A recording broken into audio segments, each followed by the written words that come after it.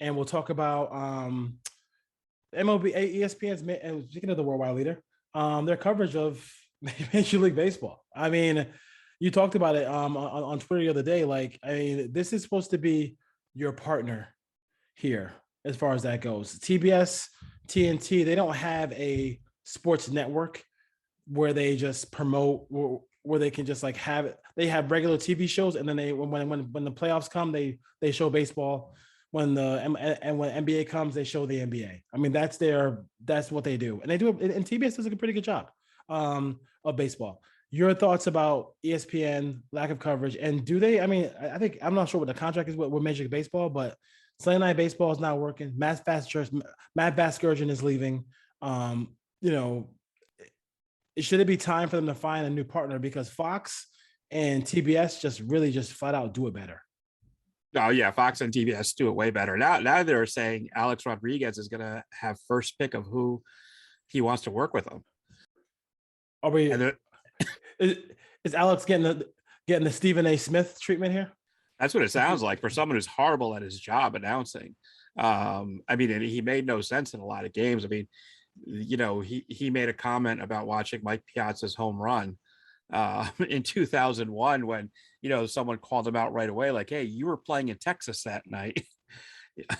You know, how did you sit and watch a home run in New York on the East Coast? So and he just made some weird comments throughout the Yankee Ray game. But yeah, I mean, it's the playoffs, and I understand that, you know, ESPN's thing now is selling what's on Disney. Disney's what's selling on ESPN.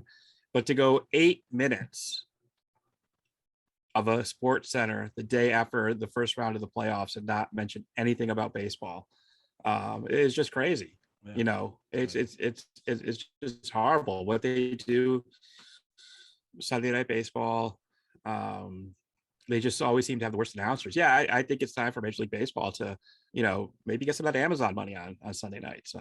Do something. But listen, Apple TV Plus, Apple TV Plus. I think Amazon. You know, I mean, Netflix. I don't know. I mean, Hulu has live sports. So I've been told by the quarterback of the Cleveland Browns. Over and over again every Sunday. So, like, you know, to me, like, why not? I mean, like, the worldwide leader is not going to pay you any mind. I'm not sure why we're sitting here like begging them for that kind of coverage as far as that goes. They've not done a good job as far as covering covering baseball. And yeah, and they pretty much abandoned the Sunday night coverage once football season starts. Yes, you know, so it's just not the same on Sunday nights once football season starts. And, exactly. And I'm going to talk about even going into the preseason, those last 2 weeks of the preseason.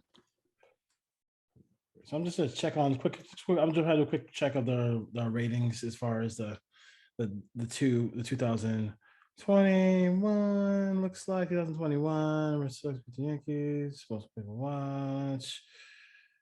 So ratings.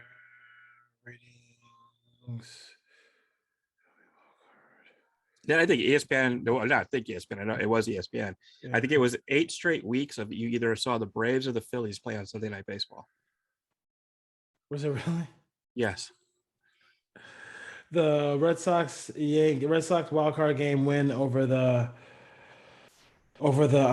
Yankees was the most watched MLB game on ESPN since 1998. Delivered a 19 point, and that was in Boston, of course. But yeah, I think part of what's going to happen in Boston too, and Boston looks like they could possibly be on their way to the next round here, because they have a 5-0 lead right now, and then they're already up 2-1, so they could end this series with Tampa right now.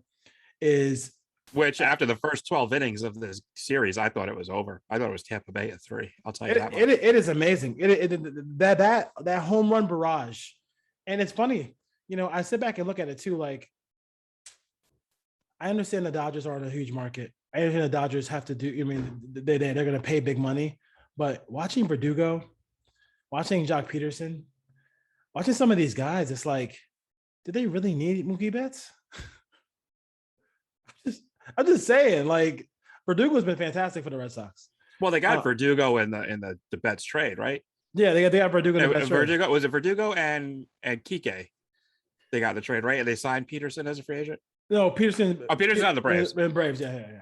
Okay. And he had the only runs of the game today, as far as in game, excuse me, in game 3 of that series, he had a 3-run pinch hit home run, but has had a pretty good year with the Braves. And I gotta say to myself, like when I look at that, I'm saying to myself, did they really need to make that trade? Like they had it. It shows you how talented the Dodgers are, like presently, and the talent they were able to give up. They got Mookie.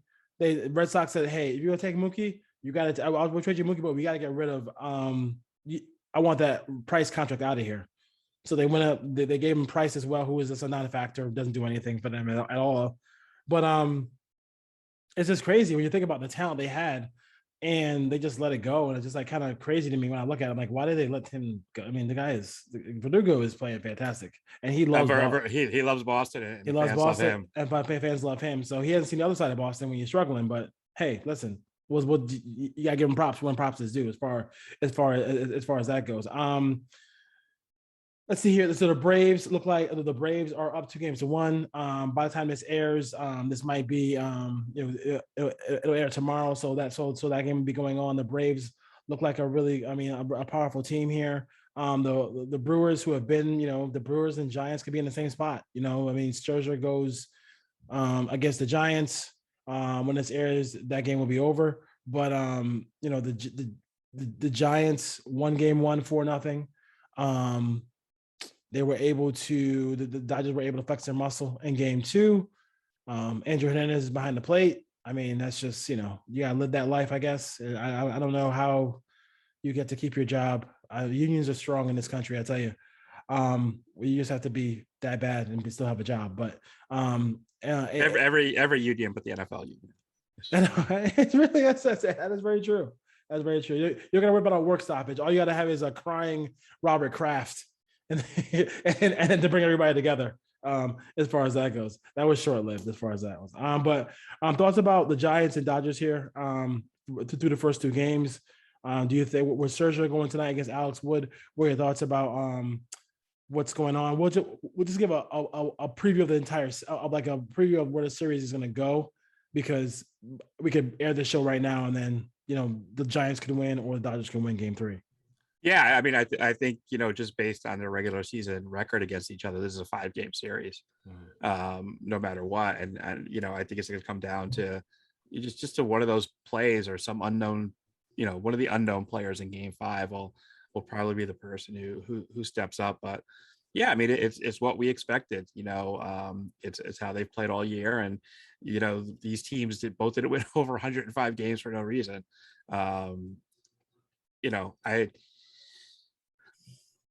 I want the Giants to win, but it's just that Dodger experience right now in all of this. That's how I'm leaning. I think Scherzer wins tonight. I think the Giants win game 4, and we have an all-out game 5 in San Francisco. Yeah, it'd be interesting to see as far as that goes. Okay, hold on one second. Here we go. One more thing about Gruden, and this tells you right that the league is gonna really push for John to be fired. Okay, here we go. The New York Times breaking news: head coach John Gruden used misogynist and homophobic language for years. A review of his emails show he denounced the emergence of women referees and drafting of a gay player, and tolerance of protest during the national anthem. He's gone. He's done. He's gone.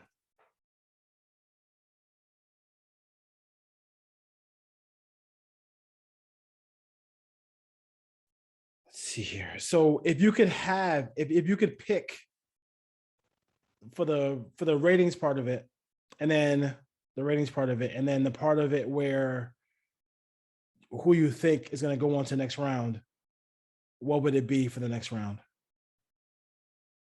You can pick first who you would pick, and then who would be the best ratings for the networks. I mean, the best rating for the American League is would be my pick, which would be the Red Sox and the Astros. I think, the Red Sox have that huge following, and I think, we all know the Astros have that huge hate where Yes, no yes. one likes the Astros and wants to see them win. And I've been calling it the Astros last dance. It So is. It shouldn't we'll be because that it place shouldn't is be, sold out all the time. So I'm not sure. I'm not sure but why it would be. It's we'll kind of see what ridiculous. happens. Um, I think the National League is in a real quagmire right now. With the problem being nobody knows the Brewers outside of baseball fans. Mm-hmm. And the casual fans are going to be, oh, the Braves again. Yeah, We I know can the see we know that. the Braves. you Yeah, know, I can see that because 20, 30 years of getting eliminated in the NLCS pretty much. Here we go again, the Braves. We know what's going to happen with the Braves. So I think the American League should win the ratings war. Um, but I think that's kind of why you'd want to reseed so that you get the Giants and the Dodgers in the championship round I do. and Yeah, not the DS. yeah. I do agree with you to a certain extent. I do want to.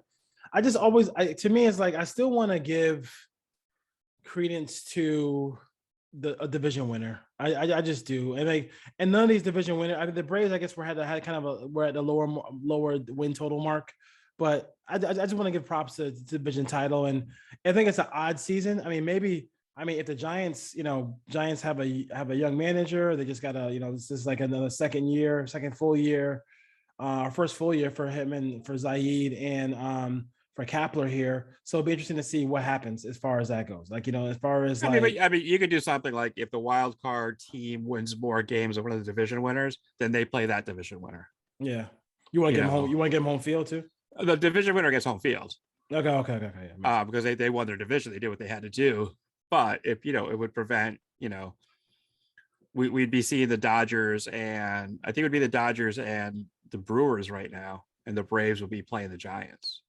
Yeah, So with the yeah, Braves because having home field because they won the division. But I think it should be something to look at. Like if the wild card team has more wins and they play the second place, or the third place division winner.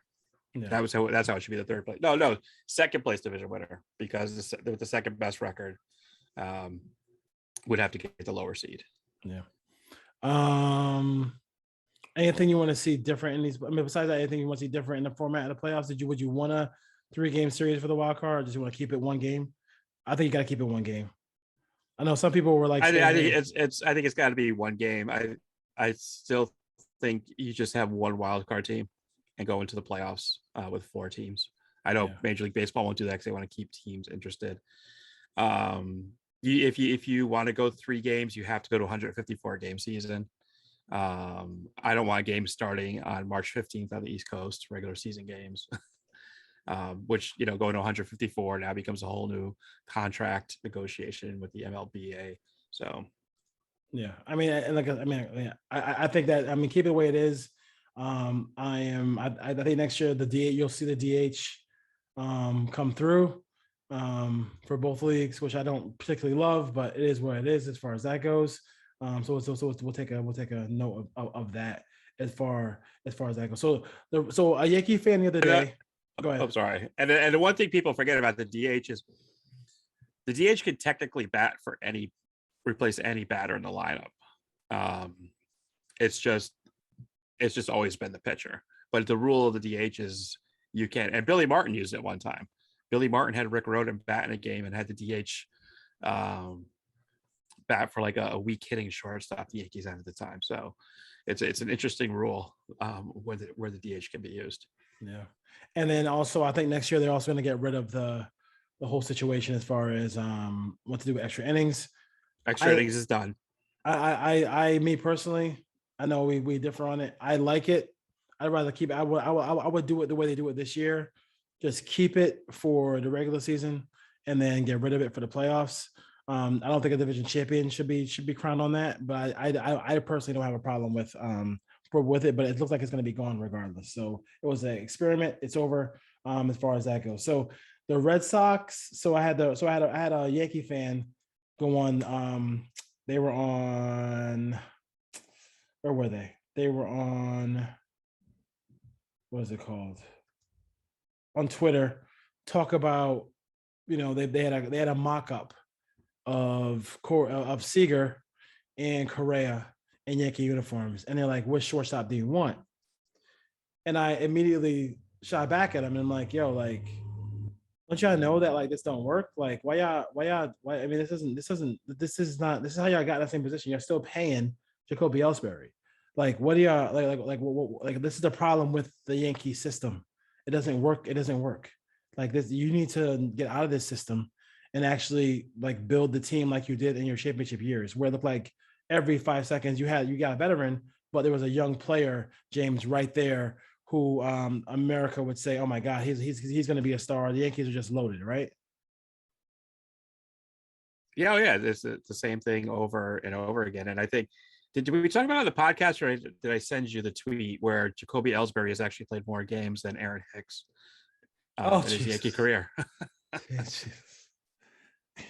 That is, I did not. I think I did see that one. I was probably at work or something like that. So I, I yeah, didn't so see I think I said it. I sent you the text on that meme, and we didn't talk about it on the podcast. But yeah, Jacoby Ellsbury's actually played more games for the Yankees than Aaron Hicks has. But yeah, they put themselves in this position.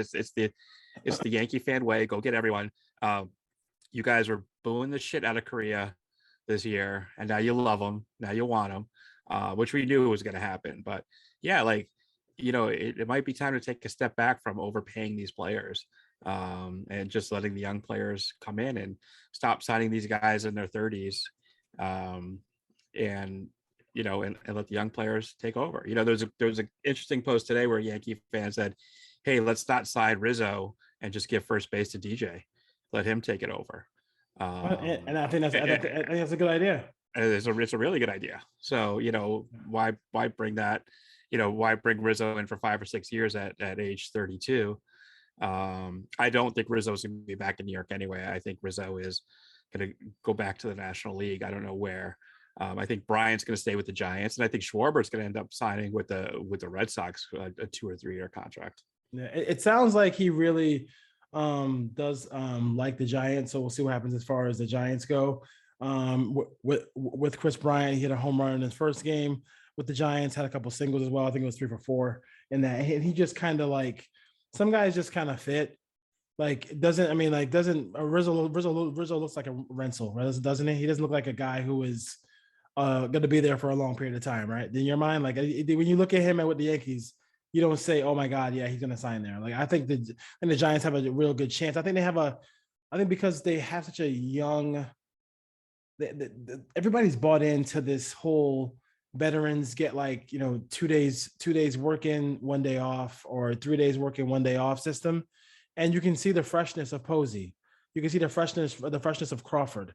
Unfortunately, they lost Brandon Belt because he was trying to a bunt attempt. He got hit in his hands on a bunt attempt, Yes. and it fractured his arm. And I didn't even see the play until game one. But the Max Muncy play looked nasty.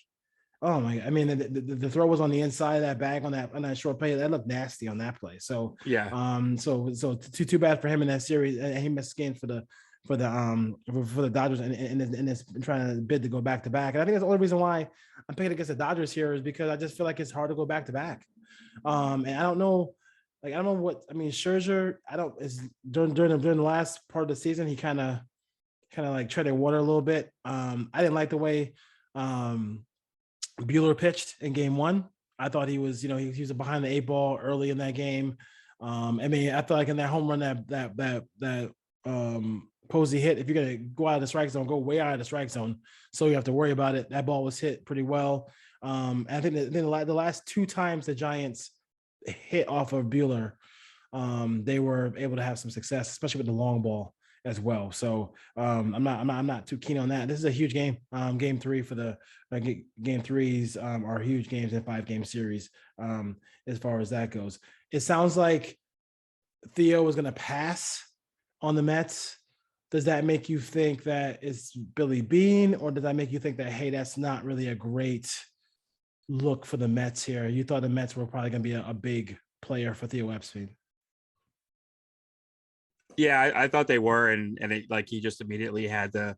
It wasn't even an interview. I guess he just had a conversation. I said no. It's just it's not the right fit. Look, there's some question marks with Epstein, and we might as well say it because we talked about Gruden, but two of his assistants have been fired for sexual harassment. Yes. And I think coming to New York, especially because one of them was hired in New York, Yeah. I think he'd have to face the question. So I think Theo's, I don't think Theo did anything, but I think like just being around, having two players or two front office people who he basically mentored, is raising a lot of questions. I think he just wants to step away from the game for a while. Bean's the hard one. I mean, if you believe the Science, movie, right? yeah, well, if you believe the movie that Bean prefers Oakland over the big time jobs, but from what they're saying is like Bean's almost like a figurehead now there. He's not really the GM. The GM does all the talking, and Bean goes out on a lot of tours and does talking and speeches and stuff like that, presentations. So we'll see where it goes with the Mets. But I would lean towards Bean. I think, again, there's not a lot of conversation going on in any aspect. There's no rumors or nothing. They did part ways with Rojas.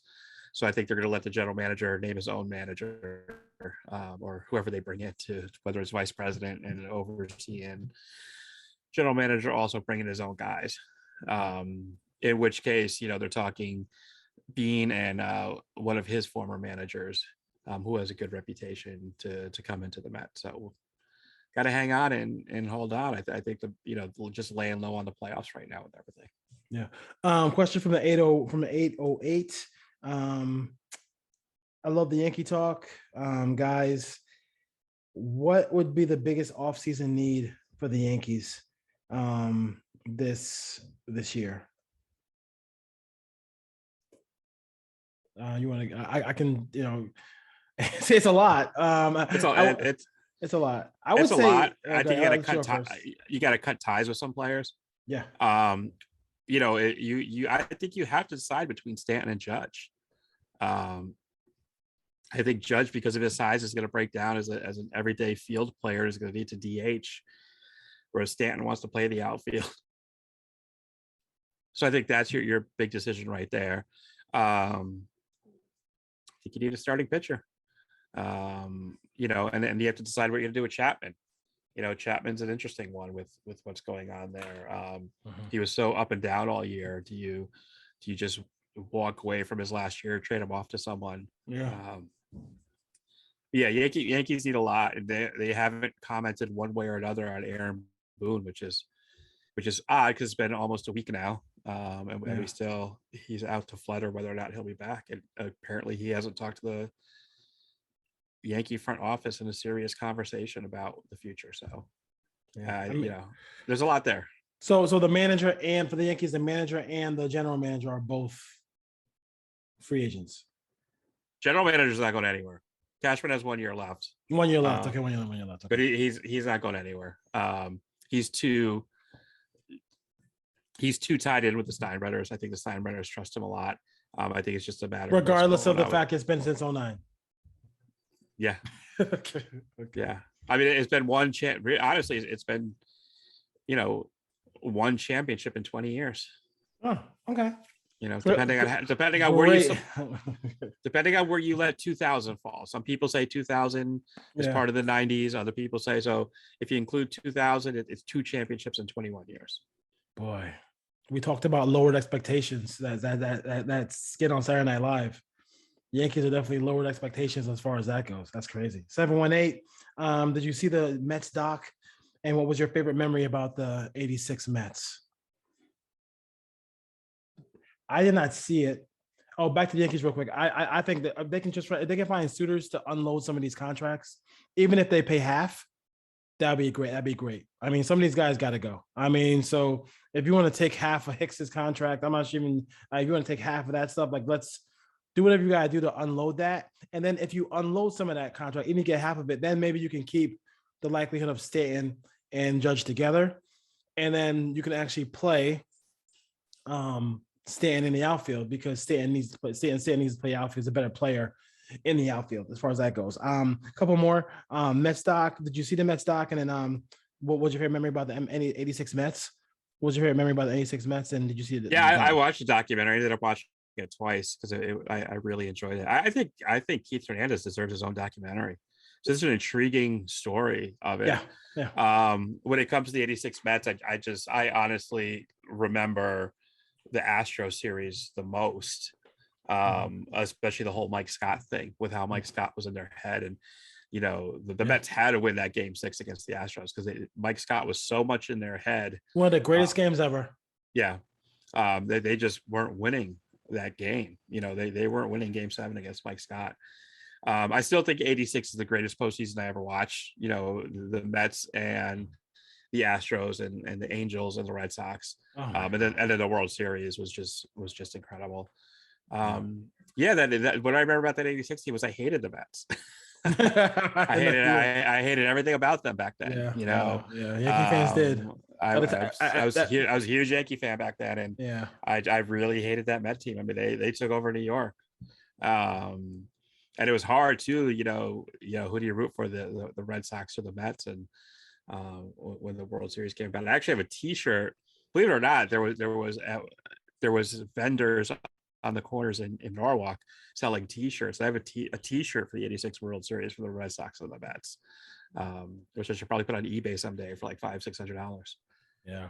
I think the thing I remember about it was, number one, that's when I realized that for a 2-3 week period, a player can get so hot he can carry a team.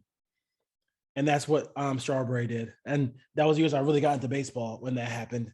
And that how Yankees win more than the Mets, but when the Mets win, it's incredible. New York is just transformed when the Mets win. It just is. New York is a National League town. Yeah, it just turns like you wouldn't believe how much it turns. In that, and that was amazing. And I just, I love some of those players on those teams. Like Bobby, I love left-handed pitching, even though I'm a right-handed thrower myself. But Sid Fernandez, Bobby Ojeda, like those guys. I mean, they just had the characters of a team that I just don't know how they. I mean, they had so many characters on that team. It was no way they could keep it together. Like it's just that simple, right? Yeah. Two things I forgot that the documentary reminded me about was the Curly Shuffle, which they played at Shea Stadium all the time. 10 years before Yankees started playing the Mac Arena all the time, they played the Curly Shuffle, and the Let's Go Mets Go video, and all the New York celebrities who appeared in that, including Howard Stern, Sue Simmons, Joe Piscopo. It was just hilarious. I forgot all about that video. Yeah, it's crazy. Yeah, it's crazy. Yeah, and I got people blowing me up talking about from the Raiders side, talking about he's probably gone, which is interesting to see if that happens. Let's see. Padres. I got a question from the Padres fan. He wants to know Bill out in Escondido, about 20 minutes from where I am right now. Wants to know what the Padres do this offseason to improve themselves. I think number one, they have to find a fine line because everybody wants to do the whole whatever it's called, the analytics stuff. Do you want to continue to do analytics? That's fine, but you got to find a manager who wants to do both, right? And and will that mean Ron Washington? Will that mean Buck Harrelson? Buck Showalter, or will it mean Bruce Bochy? What are your thoughts about those seem like the three? It looks like when you go young and inexperienced, you're automatically going to switch it up, right? So, what are your thoughts about that? As far as that I think it's Bochy's job to take, honestly. Yeah.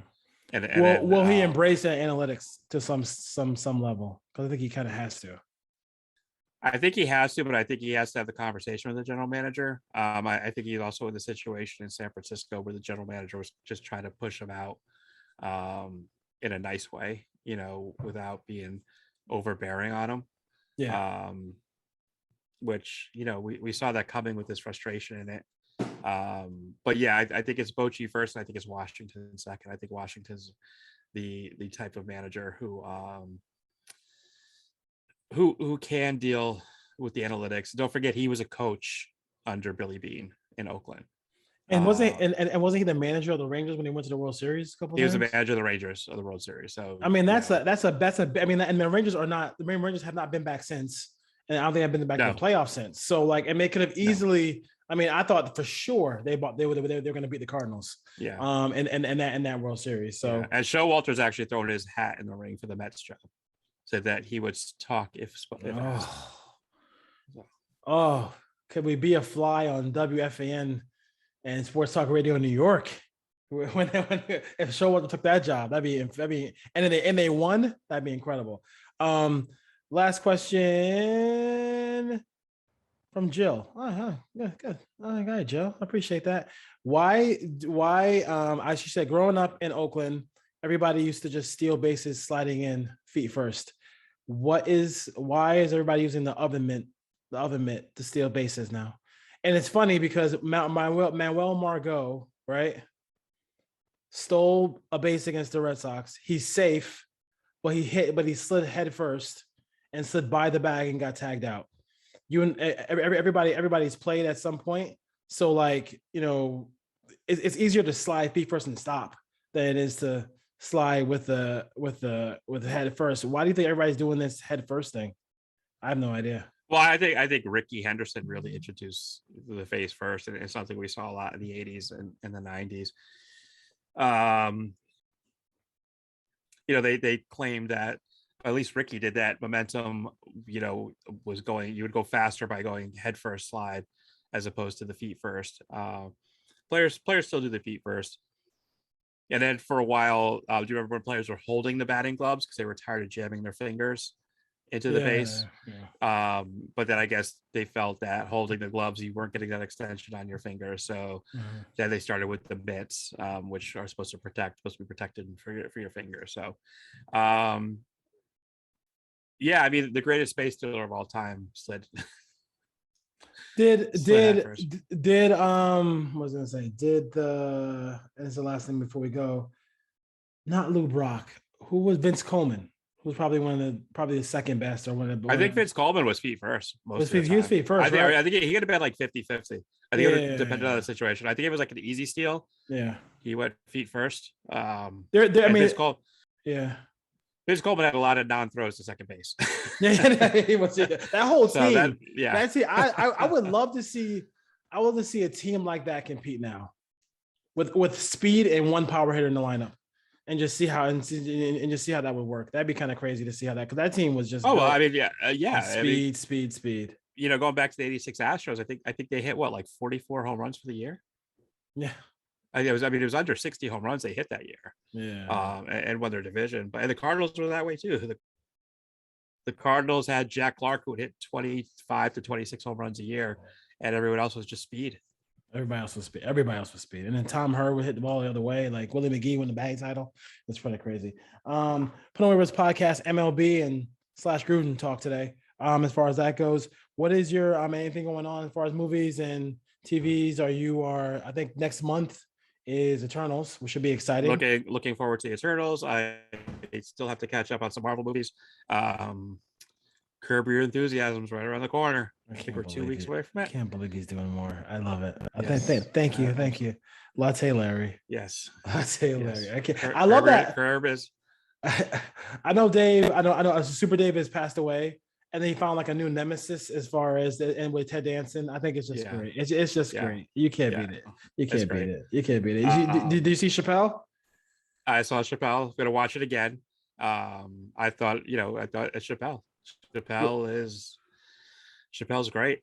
Yeah, he doesn't. Yeah, he's doing it, and yeah. And would Norm Macdonald go on? Like, he's the last. He's the last of the true comedians who don't care. Don't worry about hurting anyone's feelings and wants to go for the joke. Yeah, and I think it's interesting. I mean, Norm Macdonald, they did do a small tribute. I think Colin Yost, who does the news, with Michael Che. Talked about it, how he wanted to do the news on Saturday Night Live because of Norm Macdonald. I thought that was kind of cool as well. And Norm Macdonald, if you want to see the best of Norm Macdonald and you want to see people cringe, search Norm Macdonald ESPYs. ESPYs? 1990s. Yes, he was the ESPYs host. And, I gotta see that. It was fun. It was interesting. I'm sure. It was like the opening monologue was incredible. And he looks at Charles Woodson and he goes, "Oh, Charles Woodson, football champion, Heisman Trophy. There's something they can never take away from you, unless you murder your wife and a waiter." Oh yeah. And then he had a lot of OJ, Joe. He had the whole crowd just cringes. The look on Tiger Woods' face when he says that joke. Oh yeah, it's crazy. Yeah, he did not care, which was like, and he went for it. He wasn't trying to hit a single. He was trying to hit a home run every time. The dying breed, Norm Macdonald. He was really good. It was really good. I haven't seen Chappelle yet. I've been kind of boycotting Netflix. I just haven't. I gotta get somebody else's account. I can't really pay for it anymore. It's just too many subscriptions. You're not escaping cable when you have $150 worth of subscriptions, folks. Oh yeah. As far as that goes, so you gotta switch it up. All right, James, you have a great day. We'll see if next time we talk next week if the Giants will still be alive. We'll see. Should be fun. Should be fun times. All right, baseball fans. 5-1 in Boston. Have a good one. All right, take care.